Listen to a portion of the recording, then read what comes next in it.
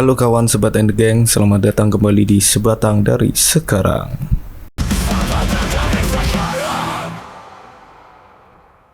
Dari kemarin gue udah ngebahas beberapa konspirasi film kartun dari Hollywood. Nah, di video ini kita geser sedikit nih ke salah satu film yang sudah sangat legend sekali. Tapi sebelum itu, gue mau ngucapin thank you banget nih buat kalian yang udah ngenotis YouTube gue dan ngasih ide ke gue buat bikin konten selanjutnya. Oke, gue bakalan ngebahas salah satu film kartun yang gue bilang sangat legend. Ini tuh requestan dari kawan Sebat and the Gang di kolom komentar. Film ini tuh sudah sangat terkenal dan kalian pasti paham betul sama ini film. Kartun ini berasal dari negeri Sakura. Yaps, benar sekali. Ini adalah Doraemon.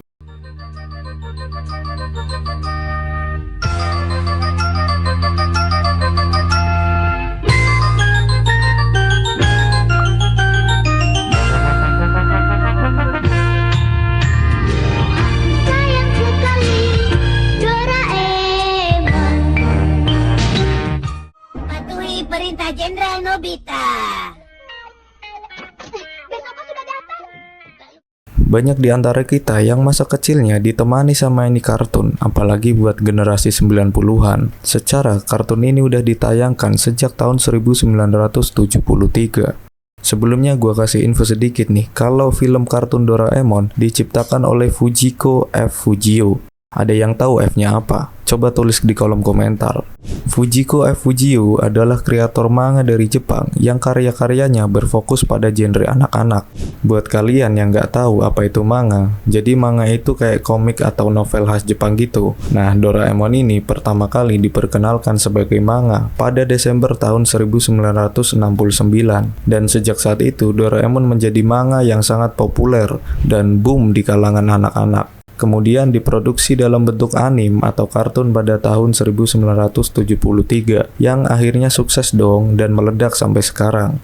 Nama Doraemon ini berasal dari kata Doraneko yang artinya kucing liar, dan Emon akhiran kata tradisional Jepang yang sering digunakan untuk nama laki-laki. Dalam ceritanya, Doraemon ini adalah robot kucing yang datang dari masa depan. Dia bisa menciptakan berbagai alat untuk memecahkan sebuah masalah atau membantu seseorang yang sedang mengalami kesulitan melalui kantong ajaibnya. Nah, dia ini dikirim ke masa lalu untuk membantu seseorang yang bernama Nobita untuk menjalani kehidupannya menjadi lebih baik.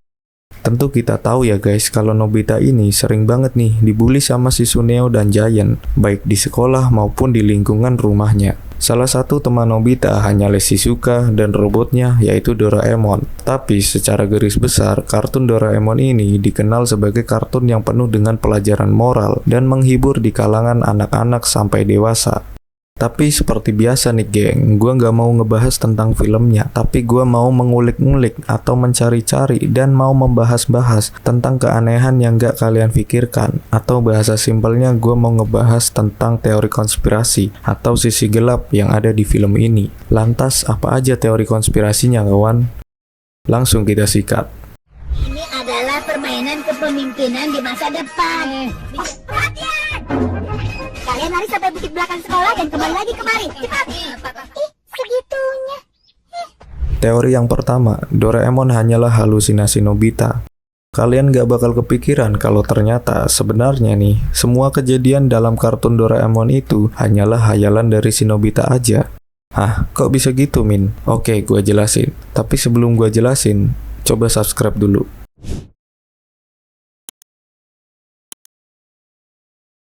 Oke, kita lanjut. Jadi, dalam teori ini, Nobita digambarkan sebagai anak yang mengalami depresi berat karena kegagalannya di sekolah dan sering mendapatkan nilai yang jelek. Bahkan, di kehidupan sehari-harinya, dia juga sering mengalami kesulitan dan kesepian. Nah, Doraemon ini dianggap sebagai hasil imajinasi Nobita untuk mengatasi rasa kesepian dan ketidakmampuannya dalam menghadapi kenyataan. Dalam teori ini, Nobita disebut mengidap skizofrenia, yaitu gangguan kesehatan mental yang menyebabkan seseorang mengalami halusinasi, mengalami delusi, dan perubahan perilaku. Nobita yang sering kesepian dan mengurung dirinya di kamar mulai nih menciptakan teman hayalannya, yaitu berupa robot dari masa depan yang datang melalui laci kamarnya dan bisa mengabulkan semua keinginannya. Tidur siang terlalu lama itu tidak baik, Nobita. Nanti aku kerjakan kok. Kenapa sih kamu selalu melakukan aku? Aku bilang nanti aku kerjakan. Bahkan ada rumor yang mengatakan kalau sebenarnya karakter Nobita ini terinspirasi dari kisah nyata, yaitu dari seseorang anak penderita skizofrenia di Jepang. Tapi sayangnya, rumor ini nggak pernah dikonfirmasi oleh sang penulis.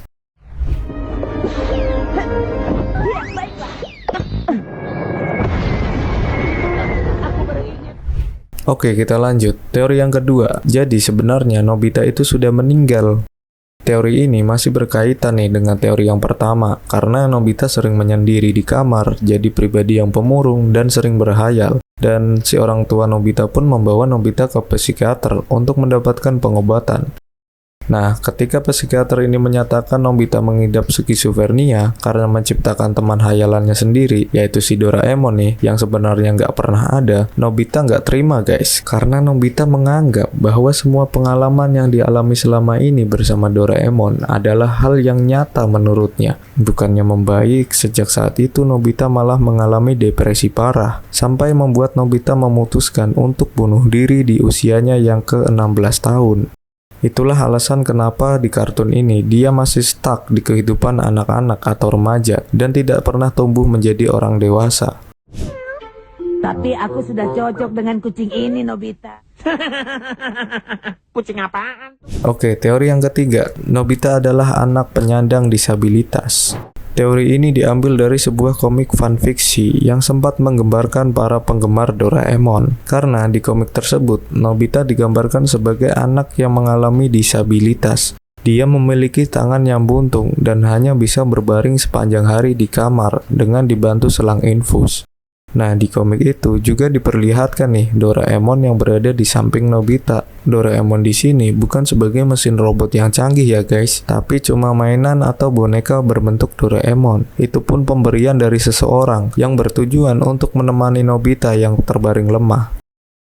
Dan karena keterbatasan fisiknya yang membuat Nobita nggak bisa ngapa-ngapain, Nobita mulai nih membayangkan memiliki tubuh yang sehat dan bisa bermain dengan teman-temannya. Dalam bayangannya dia selalu didampingi sama si Doraemon ini sebagai teman mainnya.